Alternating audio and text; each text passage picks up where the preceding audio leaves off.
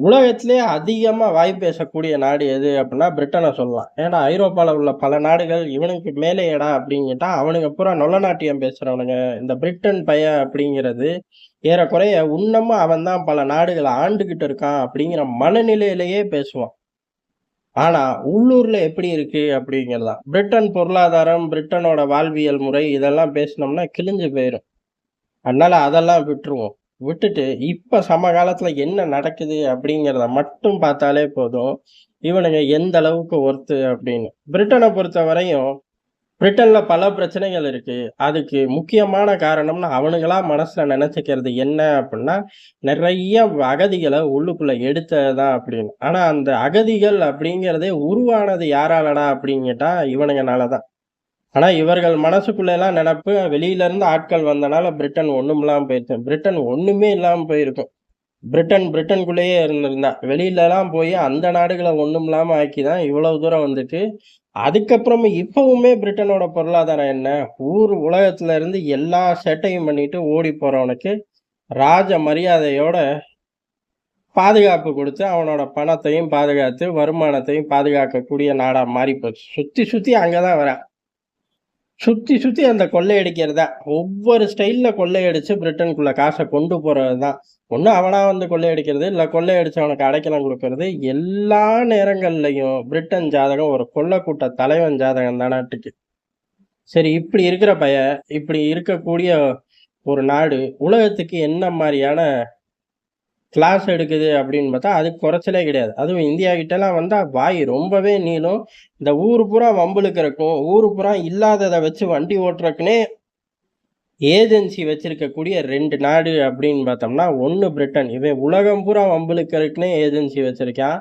இன்னொரு பையன் அப்படிங்கிறது பரவால்ல. பிராந்தியத்தில வம்பிழுக்க, அப்படியே உலகத்த லைட்டா தொட அப்படின்னு கத்தார் பையன். இந்த 2 பயலுகளும் வச்சிருக்கக்கூடிய ஏஜென்சி அப்படிங்கிறது முழுக்க முழுக்க இதான் வேல. அவனுங்க வேலையே இதான்.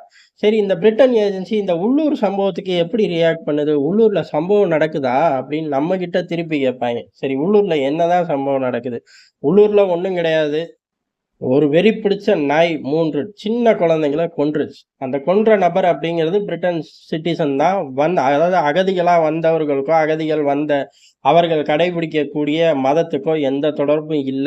ஆனா, மெசேஜ் எப்படி கன்வே ஆகுதுன்னா, அகதியா வந்தவன் தான், அகதிகள் கடைபிடிக்கக்கூடிய மதம் தான் அப்படின்னு சொல்லி பெரிய அளவுல போராட்டம் வெடிக்குது.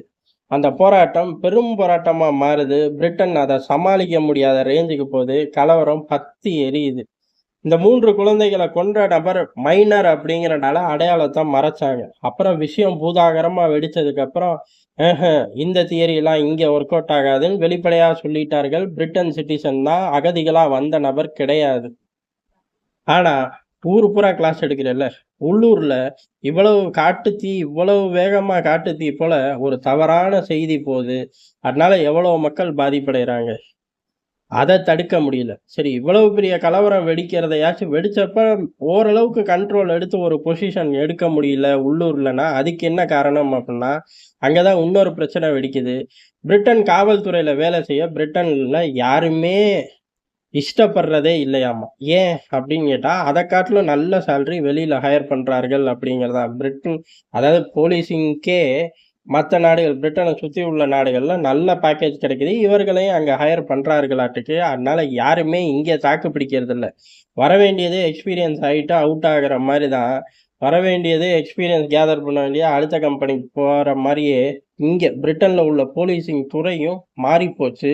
அதனால உருப்படியான நபர்களையோ, இல்ல ஸ்டஃப் உள்ள ஆட்களையோ ஹையர் பண்ணி கைக்குள்ள வச்சுக்கிறது அப்படிங்கிறதே பிரிட்டனுக்கு குதிரை கொம்பாயிருச்சு. அதனால தான் இது இது ரொம்ப வேகமா பரவுச்சு. யாராலயும் அடக்க முடியாதது ஒரு காரணம்னாலும், இவ்வளவு தூரம் போறதுக்கும், இப்பவும் உட்கார்ந்து ஹை லெவல் மீட்டிங் போட்டு தடுமாற்றத்தோட இருக்கிறக்கும், இது போல இனிமே சம்பவமே நடக்காதுன்னு எழுதி கையெழுத்து போடுறதுக்கும் முடியாததுக்கு, இந்த காவல்துறையில உள்ள பிரச்சனையும் ஒரு பெரும் காரணம்னு சொல்லப்படுது.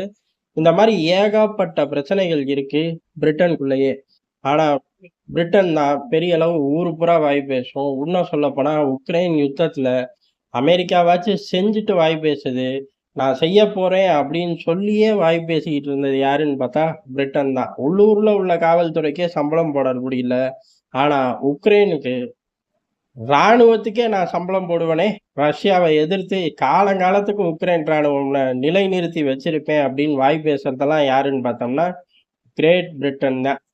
நமக்கு பிடிச்ச நட்சத்திரங்களுக்கு முன்னாடி ஒரு டைட்டில குடுப்போம். அந்த டைட்டில் குடுத்து அழகு பார்ப்போம். அந்த மாரி ராஜ குடும்பம் பிரிட்டனுக்கு கிரேட் பிரிட்டன் அப்படின்னு ஒரு டைட்டில குடுத்து அழகு தான் பார்த்துருக்கே ஒழிய, உண்மையிலேயே இவனுங்க கிரேட்டெல்லாம் ஒண்ணும் கிடையாதுங்கிறத ஒவ்வொரு நாட்களும் நிரூபிச்சுக்கிட்டே வராங்க. எப்ப இருந்து? அந்த காலத்துல இருந்தே.